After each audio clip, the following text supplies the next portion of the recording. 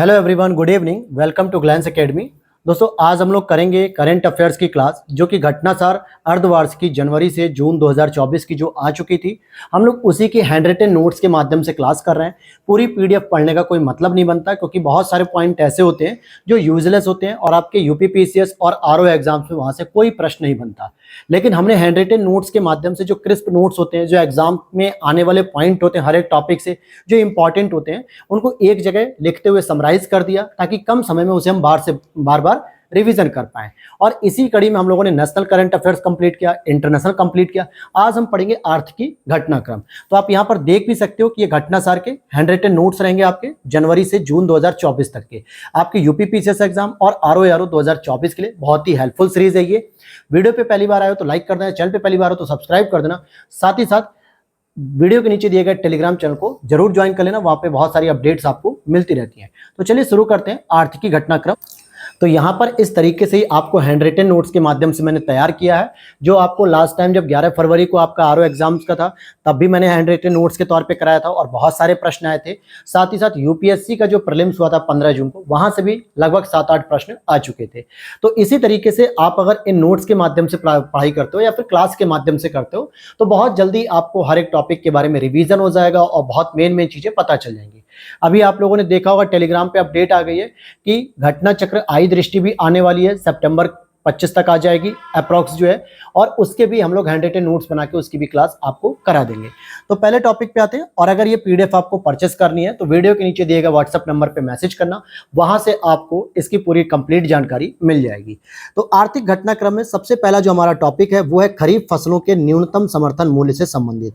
आपको बताते चले कि जो एमएसपी जो जारी किया था, मिनिमम सपोर्ट प्राइस, वो हमेशा जिस भी सीजन की एमएसपी जारी करनी होती है उसकी खेती करने से पहले ही जारी की जाती है, ताकि किसान को पता रहे कि हमें किस फसल को बोना है जिस पे हमें एमएसपी का फायदा अधिक मिले।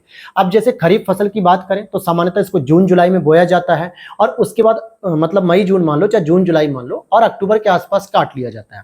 तो इसी को ध्यान में रखते हुए 19 जून 2024 को एमएसपी की पूरी प्राइस लिस्ट को जारी कर दिया गया, भारत सरकार के द्वारा जारी कर दिया गया। और इसी तरीके से जब रबी की फसल अक्टूबर के आसपास बोई जाती है, तो फिर से उससे पहले रबी फसल की भी एमएसपी जारी की जाती है।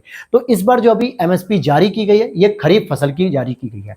तो यहां पर अगर हम देखेंगे कि पीएम मोदी जी की अध्यक्षता में हुई बैठक में 2024-25 के लिए खरीफ फसलों के लिए नए न्यूनतम समर्थन मूल्य एमएसपी की 19 जून 2024 को पूरी की लिस्ट जारी कर दी गई है। अगर हम बात करेंगे कि एमएसपी में जो सर्वाधिक वृद्धि हुई है, सबसे अधिक एमएसपी मिल रही है आपको, वो कहीं ना कहीं तिलहन और दलहनी फसलों पर देखने को मिलती है। अगर आप देखोगे तो नाइजर सीड, जिसको हम लोग राम तिल कहते हैं, इसमें लगभग 983 रुपए प्रति क्विंटल की वृद्धि की गई है। यानी पिछले वर्ष की अपेक्षा 983 रुपए प्रति क्विंटल इस बार ज्यादा बिकेगी। तिल की बात करते तो 632 रुपए प्रति क्विंटल है, और अरहर की बात करते तो 550 रुपए प्रति क्विंटल की वृद्धि इसमें शामिल है। इसीलिए दलहनी फसलें और तिलहनी फसलों पर इस बार भारत सरकार का ज्यादा जोर है और ज्यादा से ज्यादा एमएसपी बढ़ाई जा रही है। अगर यहाँ पे एक बॉक्स के अंतर्गत हम लोग इन शॉर्ट अगर समझने का प्रयास करें, जैसे यहाँ पे धान लिखा हुआ है, तो ये सामान्य क्वालिटी का जो धान होता है। अगर आप देखोगे 2023-24 में 2183 रुपए था, लेकिन अब पूरा का पूरा 2300 रुपए लिया जा रहा है, जिसमें 117 रुपए की वृद्धि की गई है पिछले वर्ष की अपेक्षा। खरीफ फसल से कंपैरिजन करें, अगर धान ग्रेड ए जो थोड़ा एडवांस क्वालिटी का होता है, इसकी प्राइसिंग 2203 रुपए थी, अब बढ़ा के 2320 रुपए कर दी। इसमें भी 117 रुपए की इंक्रीमेंट देखने को मिल जाता है। तो धान की फसल चाहे वो ग्रेड ए हो या फिर सामान्य, एमएसपी वृद्धि पिछले वर्ष की अपेक्षा सेम है, 117 रुपए। फिर वहीं पे अरहर की बात करेंगे, जो अरहर की दाल हम लोग सामान्यतः खरीद के खाते हैं, यहां देखो कि 7000 से बढ़ा के 7550 रुपए कर दिया गया 24-25 के लिए, अर्थात 550 रुपए की वृद्धि देखने को मिलती है। फिर तिल की बात करेंगे, जो 8635 से बढ़ा के 9267 रुपए किया गया, अर्थात 632 रुपए की वृद्धि। और राम तिल की बात करें तो 7734 से बढ़ा के 17 किया गया, अर्थात 983 रुपए की इसकी वृद्धि देखने को मिलती है। तो अगर आपसे पूछा जाए कि टॉप 3 फसल कौन सी है, टॉप 3 फसल कौन सी है जिसमें सबसे अधिक इस बार एमएसपी का इंक्रीमेंट किया गया, तो सबसे पहले आपको रामतिल पर टिक करना है जो कि 983 रुपए की वृद्धि हुई है इस वर्ष की अपेक्षा। फिर सेकंड नंबर पे आपको तिल पर करना जो 632 रुपए की वृद्धि देखने को मिलती है, और थर्ड नंबर पे आपको अरहर पे करना जो 550 रुपए की वृद्धि देखने को मिलती है। तो इस तरीके से आप देखोगे 3 महत्वपूर्ण ऐसी फसलें हैं जिन पर क्या किया गया, एमएसपी को बढ़ाया गया है। अब आप लोग ये मत सोचना कि सर गेहूं की फसल कहां गई, इसमें चने की फसल कहां गई, मटर की फसल कहां गई, तो ये सामान्यतः रबी फसलों का होता है एमएसपी। अगर जब एमएसपी ये जारी होगा ना तो लगभग सितंबर लास्ट में जारी होगा या अक्टूबर फर्स्ट वीक में। जो यूपी पीसीएस में तो नहीं पूछेगा, लेकिन आरओ एग्जाम्स में जरूर पूछेगा, क्योंकि आरओ एग्जाम दिसंबर में है और तब तक 2 महीने रहेंगे एमएसपी के बारे में इंफॉर्मेशन पेपर में प्रिंट होने के लिए। तो हम लोग वहां पे उसको डिस्कस कर लेंगे, खरीफ के साथ रबी को भी। तो बस इतना ही पहले पॉइंट में बताना था। दूसरे पॉइंट की ओर चलते हैं। कहा जा रहा है 2023-24 के दौरान देश में 44.43 अरब डॉलर के एफडीआई में सर्वाधिक योगदान सिंगापुर का है। जैसे हमारे यहाँ जो विभिन्न देशों के द्वारा जो है कि एफडीआई आती है, तो जो हमारे भारत में 2023-24 के दौरान जो एफडीआई आई है वो कितनी आई है, 44.43।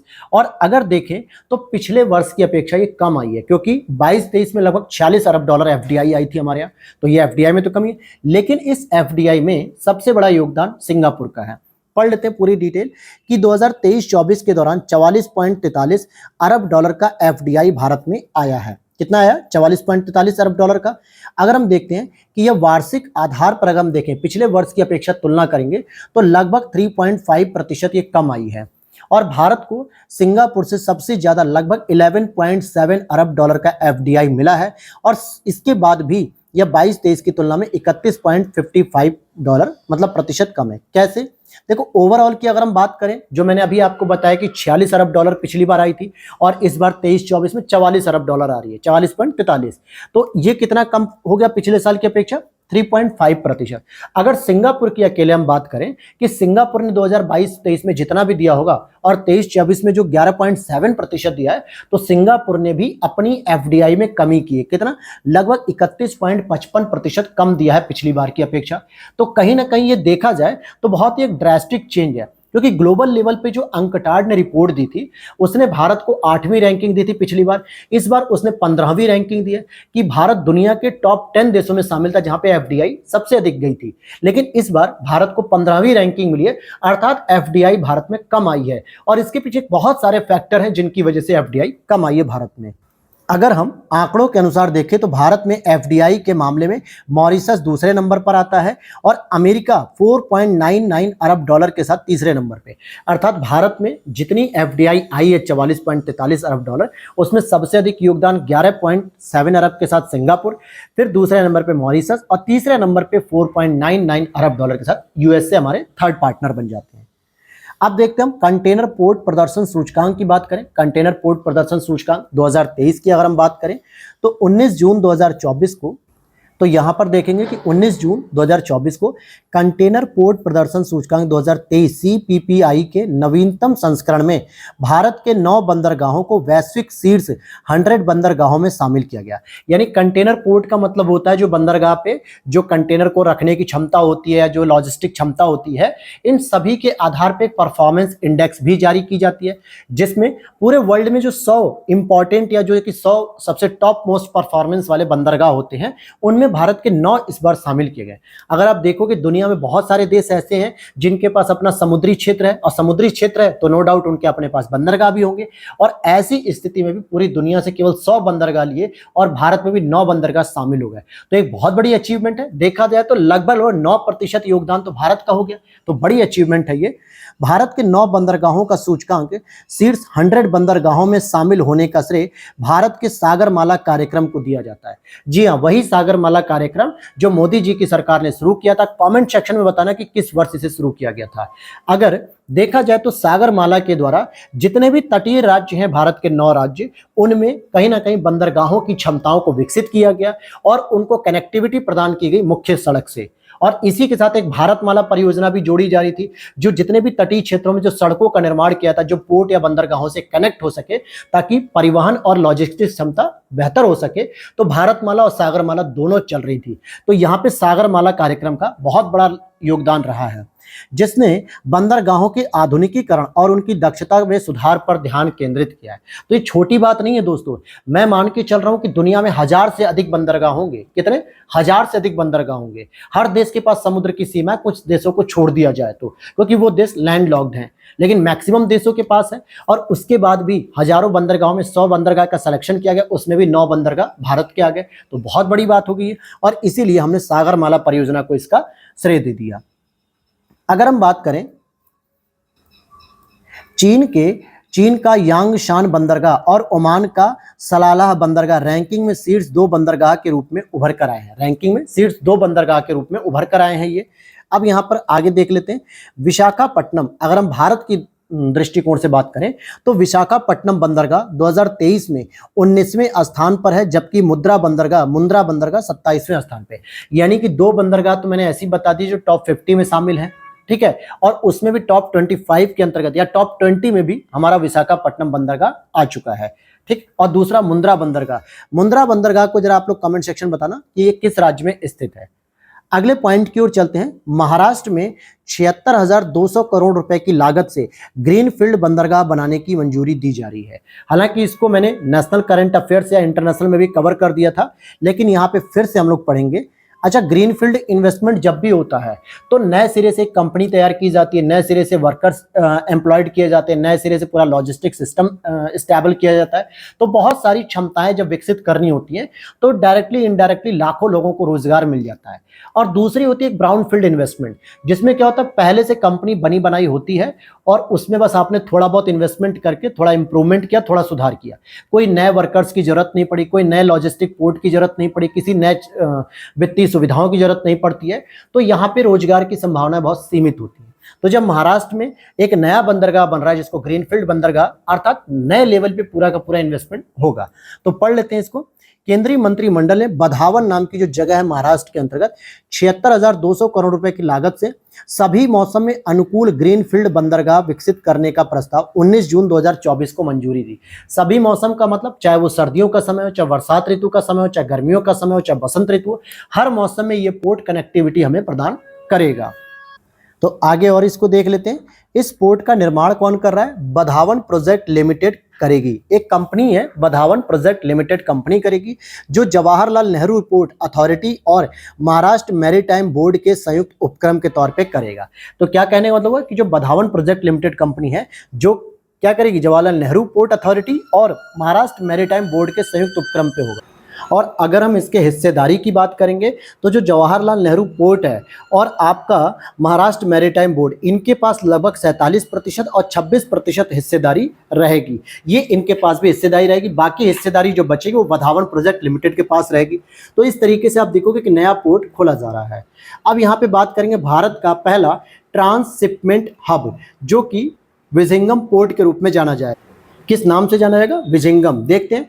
केरल में अदानी समूह के विजिंगम पोर्ट को भारत के पहले ट्रांसशिपमेंट पोर्ट के रूप में अप्रैल 2024 में मंजूरी मिल गई है। तो ये अडानी समूह, जो अडानी पोर्ट आप लोग सुनते हो, अडानी के सारे प्रोजेक्ट, इसी के द्वारा केरल में दिया गया विजिंगम पोर्ट को। ट्रांसशिपमेंट बंदरगाह एक प्रकार का पारगमन बंदरगाह होता है, जहां पर एक जहाज से माल को उसके अंतरिम गंतव्य तक पहुंचाया जाता है। कहां तक? अंतिम जो गंतव्य होता है वहां तक पहुंचाने के लिए दूसरे जहाज में स्थानांतरित किया जाता है। अब जैसे यहाँ पे क्या हो जाएगा, अगर आप इसको देखोगे कौन सा हो जाएगा, ट्रांसशिपमेंट हब का मतलब हो गया कि जैसे मान लो कि किसी छोटे शहर से कोई बंदरगाह से सामान आया भारत के पोर्ट पे, यहाँ पे उतरेगा विजिंगम पे, और यहाँ से हो सकता है किसी दूसरे देश में भेजने के लिए काम आएगा। तो हमें सर्विस की फीस मिलेगी, भाई हम सर्विस दे रहे हैं, आपको स्टे करने के लिए दे रहे हैं, एक अपने जहाज भी दे रहे हैं, तो इससे भी इनकम का सोर्स बढ़ेगा। साथ ही साथ भारत के अंदर भी कई जगह गंतव्य स्थानों पर उन सामानों को पहुंचाने के लिए नदी पोर्ट का प्रयोग किया जाएगा। तो ये भी एक बेहतर हमारे लिए विकल्प खुलेगा। और देखते हैं, यह भारत का पहला पूर्ण विकसित गहरे पानी का ट्रांसशिपमेंट बंदरगाह होगा। गहरे पानी का होने से क्या फायदा होगा? जो बड़े बड़े कंटेनर पोर्ट होते हैं, जो बड़े बड़े क्रूज होते हैं, उनके पास भी ये अवेलेबिलिटी होगी, यानी सुविधा प्राप्त करने की सुविधा प्राप्त कर पाएंगे। अगर गहरा बंदरगाह नहीं होगा, गहरा पोर्ट नहीं होगा, तो बड़े बड़े जो है कि जहाज वगैरह नहीं आएंगे नजदीक, नहीं तो फंस जाएंगे, छोटे छोटे जहाज आएंगे, तो उसमें भारत को कोई ज्यादा फायदा नहीं होगा। 2015 में विजिंगम ट्रांसशिपमेंट प्रोजेक्ट को शुरू किया गया था और अब अप्रैल 2024 में इसको शुरू कर दिया गया है। आगे देखते हैं, वित्त वर्ष 2024 में चीन भारत का शीर्ष व्यापारिक भागीदार बन गया है, शीर्ष व्यापारिक साझेदार बन गया है।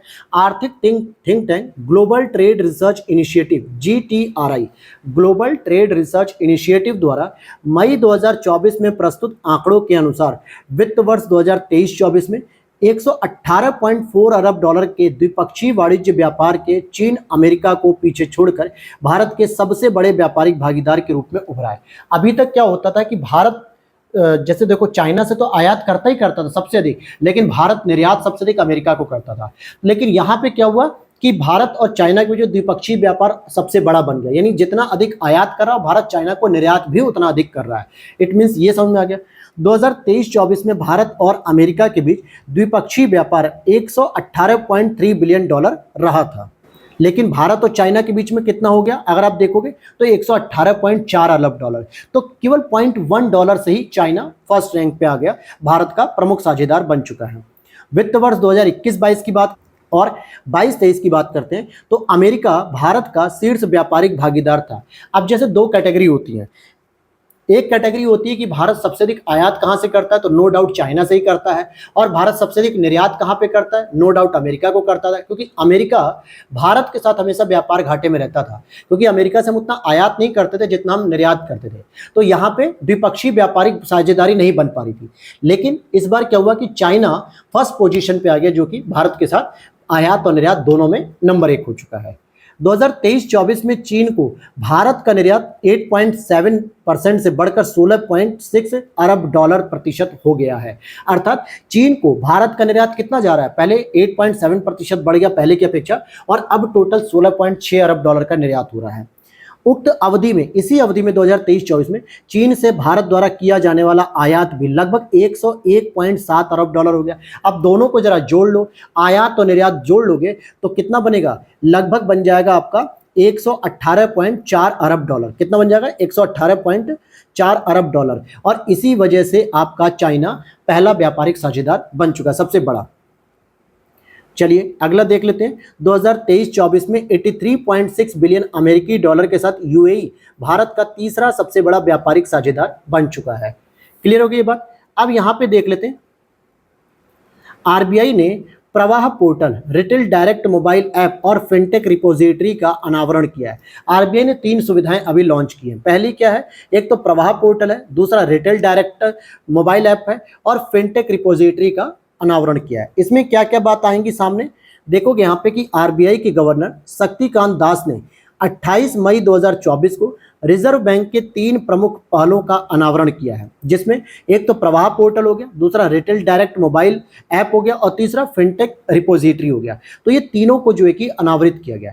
तीनों के क्या क्या काम होंगे ये पढ़ लेते हैं। जैसे प्रवाह पोर्टल की बात करें तो किसी भी व्यक्ति या संस्था के लिए विभिन्न विनियामक अनुमोदनों के लिए सहज तरीके से ऑनलाइन आवेदन करना सुविधाजनक बनाया गया।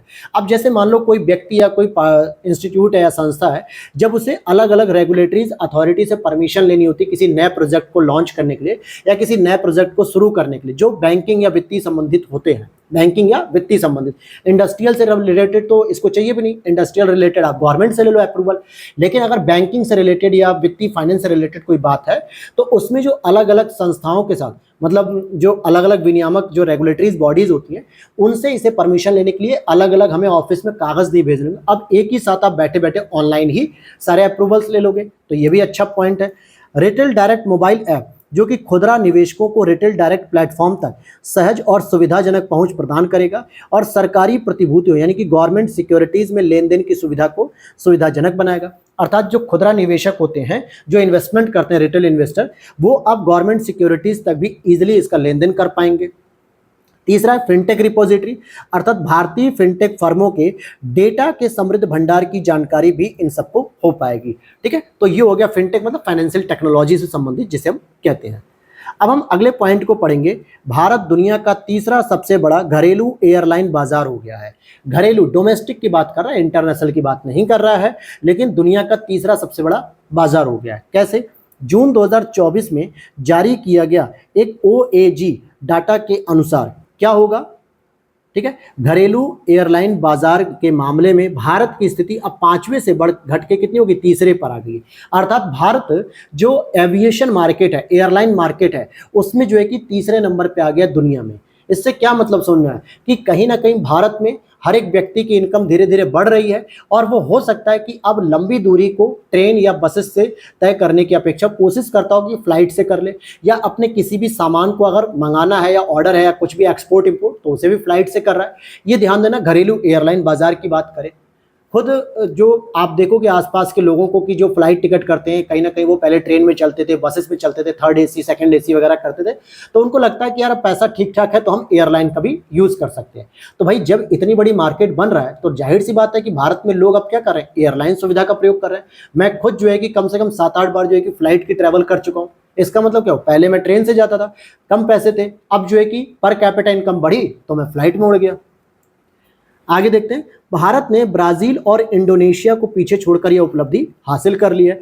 भारत अप्रैल 2024 तक 15.6 मिलियन सीटों की एयरलाइन क्षमता के साथ तीसरा सबसे बड़ा बाजार बन गया। यानी भारत में जितने भी एयरपोर्ट हैं डोमेस्टिक स्तर पे, और जितनी भी एक एक एयरपोर्ट में सीटें हैं, जितनी भी व्यवस्था की गई है, नए नए एयरपोर्ट भी बनाए गए, नए नए हवाई जहाज भी बनाए गए, तो टोटल 15.6 मिलियन सीटों की एयरलाइन क्षमता के साथ तीसरा बड़ा बाजार बन गया। और भारत से आगे कौन कौन है, अमेरिका और चाइना। तो फर्स्ट नंबर पे अमेरिका, सेकंड पे चाइना, थर्ड पे भारत, और फोर्थ नंबर पे आपका जापान आएगा।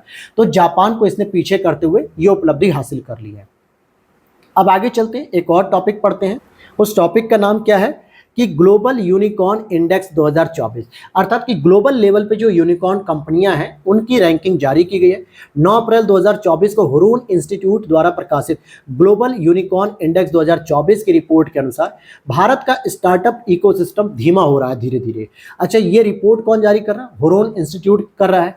इसने कहा कि 2017 के बाद पहली बार भारत में यूनिकॉर्न की संख्या में अब गिरावट आई है। मतलब 2017 के बाद से लगातार ग्रो कर रहा था हमारा स्टार्टअप कल्चर, लेकिन धीरे धीरे अब भारत में क्या हो रहा है, रॉ मटेरियल की कीमत बढ़ रही है, स्टार्टअप को एस्टैब्लिश करने में पैसे ज़्यादा लग रहे हैं, प्रॉफिट उतना नहीं हो रहा है, इसलिए बहुत सारे लोग अब स्टार्टअप को छोड़ रहे हैं। और इसी वजह से भारत में जो बड़े बड़े यूनिकॉर्न स्टार्टअप हैं वो भी कम होते जा रहे हैं। 2023 में भारत में 67 यूनिकॉर्न थे, जो कि 2022 में 68 यूनिकॉर्न थे, और अब एक कम हो गया। अर्थात 68 यूनिकॉर्न से घट के 67 यूनिकॉर्न पे आ गए, एक यूनिकॉर्न आपका घट गया। और इस नंबर पे भी अगर आप रैंकिंग की बात करते हो तो फर्स्ट नंबर पे आप देखोगे अमेरिका आता है, सेकंड नंबर पे आपका चाइना आता है, थर्ड नंबर पे आपका इंडिया आता है, और फोर्थ नंबर पे आपका ब्रिटेन आता है, जहां पे 53 यूनिकॉर्न है। भारत में कितने यूनिकॉर्न हो गए, 67 हो गए। 703 यूनिकॉर्न के साथ अमेरिका शीर्ष पर है, जबकि 340 यूनिकॉर्न चाइना में है, और भारत में केवल 67 है। फोर्थ नंबर पर ब्रिटेन 53 यूनिकॉर्न है। अमेरिका के कैलिफोर्निया स्थित सैन फ्रांसिस्को खाड़ी क्षेत्र दुनिया की यूनिकॉर्न राजधानी के रूप में अपनी स्थिति बनाए रखी। अर्थात कि वर्ल्ड यूनिकॉर्न कैपिटल किसे कहा जाता है, सैन फ्रांसिस्को खाड़ी क्षेत्र, जहां पे सबसे अधिक जो है कि यूनिकॉर्न कंपनियां अपना काम कर रही हैं। आगे देखते हैं, जो एक कंपनी है फूड डिलीवरी प्लेटफॉर्म स्विगी और फैंटेसी स्पोर्ट्स केंद्रित जो है कि ड्रीम 11, जो दो प्लेटफॉर्म है, एक तो स्विगी जो कि आपको भोजन डिलीवर करता है, जैसे पहले स्विगी जोमेटो ये सब करते हैं ना, तो स्विगी हो गया। वहीं क्रिकेट के लिए जो कहते हैं ना कि अपनी टीम बनाओ, ड्रीम 11, ये भारत के सबसे मूल्यवान यूनिकॉर्न है, यानी इनके पास सबसे अधिक पैसा हो चुका है। इन दोनों को वैश्विक स्तर पे 83वां स्थान मिला, 83 नंबर पे इनको स्थान दिया गया है। तो ये आपने पॉइंट समझ लिया। अब चलते हैं पॉइंट नंबर 10 की बात करेंगे हम लोग। क्या है पॉइंट नंबर 10? भारतीय मानक ब्यूरो द्वारा इलेक्ट्रिक वाहन के लिए या इलेक्ट्रिक व्हीकल वाहनों के लिए 2 नए मानक पेश किए गए हैं। कौन कौन से वो मानक पेश किए गए?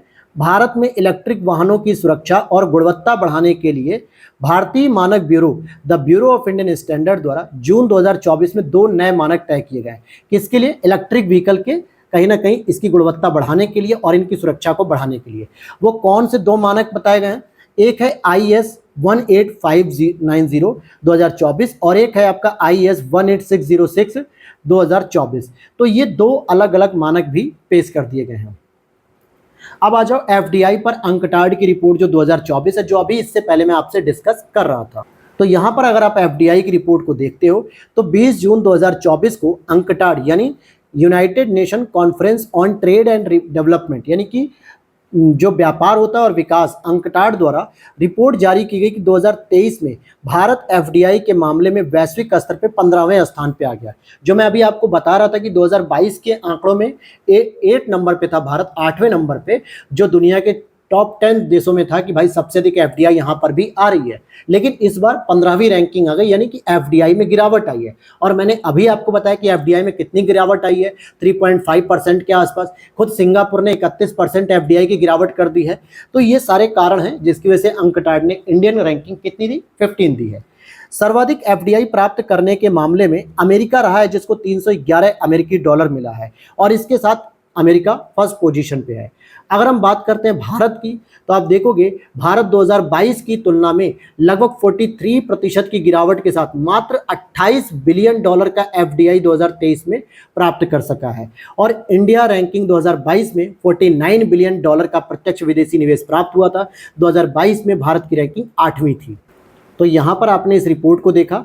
और अगर हम देखते हैं कि इंडिया की रैंकिंग कितनी हो गई, इस समय 2022 में 49 बिलियन डॉलर के साथ 8वीं रैंकिंग थी, लेकिन इस बार कितनी रैंकिंग मात्र हो गई है, केवल और केवल आप देखोगे 28 बिलियन डॉलर के साथ एफडीआई की रैंकिंग जो है कि 2023 में कितनी प्राप्त हुई है, 15वीं रैंकिंग आई है। अब देखते हैं अगला पॉइंट है आपका 2023-24 में भारत के वस्तुगत निर्यात और आयात का आंकड़ा। यानी भारत में वस्तुगत, यहाँ पे सेवा को शामिल नहीं किया जा रहा, परंतु वस्तुओं का आयात और निर्यात कितना किया गया है। वित्तीय वर्ष 2023-24 में भारत के वस्तुगत निर्यातों व आयातों दोनों में ही वृद्धि कैसी हुई है, ऋणात्मक दर्ज हुई है, यानी कि नेगेटिव तौर पे वृद्धि दर्ज हुई है। जैसे सेवाओं के क्षेत्र में निर्यातों में 4.39% की वृद्धि के चलते भारत का कुल निर्यात वस्तुओं व सेवाओं का निर्यात, जिसमें हम कहेंगे पूर्व वर्ष 2022-23 की अपेक्षा रिकॉर्ड स्तर से मामूली सा ही अधिक रहा, 0.04%। अब यहाँ पे वस्तुगत का मतलब क्या हो गया, जिसमें वस्तु और सेवा दोनों ले रहा है, ये बीओपी के अंतर्गत जो खाते होते हैं। तो कह रहा है कि वृद्धि तो हो रही है, लेकिन पिछले सालों की अपेक्षा आप देखोगे तो कम वृद्धि हो रही है, परंतु ऋणात्मक, यानी पिछले साल की कंपैरिजन में कम वृद्धि हो रही है। अब यहाँ पर देख लीजिए, तो ये क्या कह रहा है कि 2023-24 में अगर आप देखोगे तो वृद्धि तो हुई है, लेकिन ऋणात्मक तौर पे, अर्थात निर्यात में 4.39% की वृद्धि हुई है। और जिसमें अगर आप कुल निर्यात करोगे वस्तुओं और सेवाओं का निर्यात, तो पूर्व वर्ष की अपेक्षा केवल 0.04% की वृद्धि अधिक देखने को मिली है। वहीं अगर आप देखोगे 2023-24 के दौरान भारत के कुल निर्यात, यानी वस्तुगत निर्यात और सेवाओं के निर्यात कितने हैं, अरब डॉलर में देखें तो 776.68 यानी कि 776.68 अरब डॉलर का केवल निर्यात हुआ। और ये निर्यात टोटल कितना था, अगर पिछले वर्ष की अपेक्षा देखो तो 4.39% की इसमें वृद्धि देखने को मिलती है। अब इसी तरीके से अगर हम 23-24 के दौरान वस्तुओं और सेवाओं के कुल आयात को देखें तो 854.80 अरब डॉलर के अनुमानित आयात किए गए, जो पूर्व वर्ष की अपेक्षा 4.8% कम रहा है आयात से। तो यानी आयात में कमी है, वृद्धि हमें देखने को मिली, निर्यात में तो अच्छा माना जाएगा। और वस्तुओं और सेवाओं के संयुक्त व्यापार में भारत का व्यापार घाटा 2023-24 में 78.12 अरब डॉलर का रहा है। यानी वस्तुओं और सेवाओं के जो संयुक्त व्यापार को अगर हम देख लेते हैं, यानी आयात और निर्यात को टोटल एड ऑन कर लिया जाए, तो हमें जो घाटा देखने को मिल रहा है 78.12 अरब डॉलर का। क्यों कह रहा हूं मैं ऐसा, आप इसे खुद कैलकुलेट कर लो कि 854 अरब डॉलर तो लगभग आपका आयात है और 776 अरब डॉलर तो लगभग आपका निर्यात है। जब आप 854 से 776 को माइनस करोगे आयात और निर्यात को, तो कितना आएगा, घाटा रहेगा हमारा, क्योंकि आयात हमने ज्यादा किया है। और वो कितना हो गया, 78.12 अरब डॉलर आपका घाटे में रहेगा। अब जैसे यहाँ पे इन शॉर्ट करके समझ लो कि वस्तुओं और सेवाओं के कुल निर्यात कितने हुए, 776.68 23-24 में। वस्तुओं और सेवाओं का कुल आयात कितना हुआ 23-24 में, 854.80। तो व्यापार शेष कैसा है, ऋणात्मक होगा, क्योंकि नेगेटिव में 78.12 अरब डॉलर का हमारा घाटा चल रहा है। अर्थात आयात हमने ज्यादा किया, निर्यात हमने कम किया। तो ये आपके टॉपिक आपके कंप्लीट हो गए।